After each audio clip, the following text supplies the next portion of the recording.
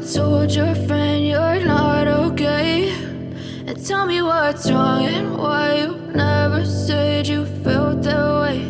And guess you're trying to stay strong and fake a smile until 안녕하세요, 명상의 시간입니다. 오늘 국장은 카카오 이슈로 카카오 그룹 주가가 많이 하락을 하면서 시작을 했네요. 시작하자마자 마이너스 7에서 9% 정도씩 하락을 하다가 좀 반등했고 지금은 좀 많이 올라온 상태네요. 아직 보합 정도는 아닌데 하루에 몇 포인트가 하락을 하든 결국 우수한 기업은 성공하고 열등한 기업은 실패하겠죠. 각각의 투자자들도 여기에 합당한 보상을 받을 겁니다. 이건 피터 린치가 한 말입니다. 물론 저는 카카오 그룹에 투자를 하지는 않지만 투자하시는 분들은 카카오에 대해서 무엇을 보고 투자를 하셨는지 생각해 보시면 좋을 것 같습니다. 제가 볼 때 물론 기업들의 재무 상태와 성장성도 중요하지만 그 마지막 최종 스텝은 결국 인내와 기다림이라고 생각을 합니다. 아니 대체 얼마나 더 기다려야 하나요? 이러다가 사리가 생길 것 같은데. 그렇다면 장기 투자의 멘토인 우리가 좋아하는 워런 버핏은 이런 말을 했죠. 보유한 주식이 50% 급락하는 것을 견뎌낼 자신이 없다면 그 사람은 주식 투자를 하지 말아야 한다. 아니 저기요, 지금 저는 마이너스 70, 80 그런데 지금 저 놀리시나요?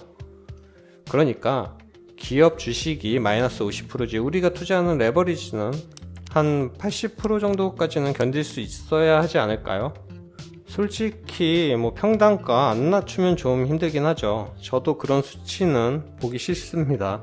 그래서 평단가를 꾸준히 낮추죠. 저도 받아들이는 게 한 마이너스 60% 정도, 그 정도까지는 괜찮은데 그 이상은 별로 증권사 어플 안 보고 싶어지죠.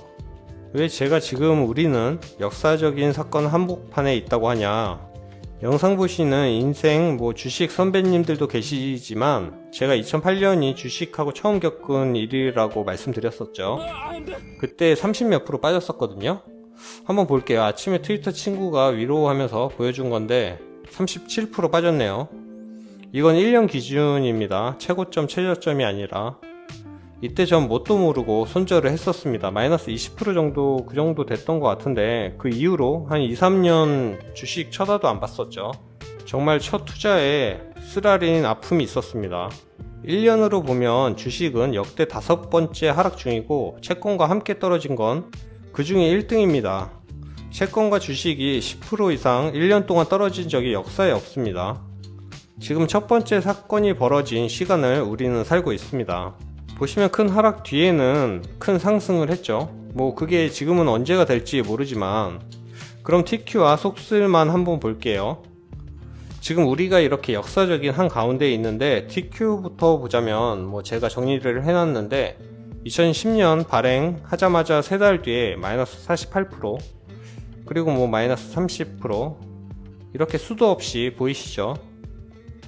마이너스 50% 정도도 있고 2015년부터 1년 사이에 2번이나 있었고 미중 무역전쟁 때는 마이너스 30부터 60%까지 그리고 코로나 때 마이너스 73% 그리고 지금 하락장에 마이너스 42% 마이너스 57 마이너스 58 이번 하락장에 마이너스 81% 정도 하락을 했거든요. 올라간 건 안 보여드리고 하락한 거 보여드리는 건 겁먹으라는 게 아니고 수없이 있었다, 그걸 보여드리는 겁니다. 더 가관인 속슬을 한번 볼게요. 속슬도 3개월 만에 마이너스 77% 1년 뒤에 또 마이너스 71% TQ는 아까 마이너스 30% 정도가 평균이었는데 얘는 마이너스 50%가 기본입니다. 상승은 이렇게 올라가서 보여드리면 꼭 매수하라고 말씀드리는 것 같아서 한번 보여드리면 이렇게 2년 동안 최고점도 아니고 한 1000% 이건 여기까지만, 그냥 욕하시는 분들이 계실 수도 있으니까 하락만 보여드릴게요. 그럼 마이너스 60% 코로나 때 마이너스 83% 정도 그리고 지금 큰 하락이 세 번째입니다. 마이너스 70% 정도씩 고점 대비 이건 마이너스 91%죠. 이렇게 나옵니다. 역사는 반복됩니다. 그 누구도 장담을 할 수는 없지만 떨어져 봤자 99%지만 반도체가 성장하면 그 끝을 가늠을 할 수가 없죠. 3X 레버리지라는 거 하나만으로 욕하시는 분들이 계신데 그분들은 아니 뭐 반도체의 미래를 어떻게 보시는지 좀 궁금하긴 합니다. 그런 분들은 저와 너무 다른 생각이라 뭐 제가 딱히 말씀드릴 건 없는데, 저는 적어도 2024년도 안에 속스를 욕하시는 분들이 안 계실 수도 있겠다라는 생각을 조심스럽게 합니다.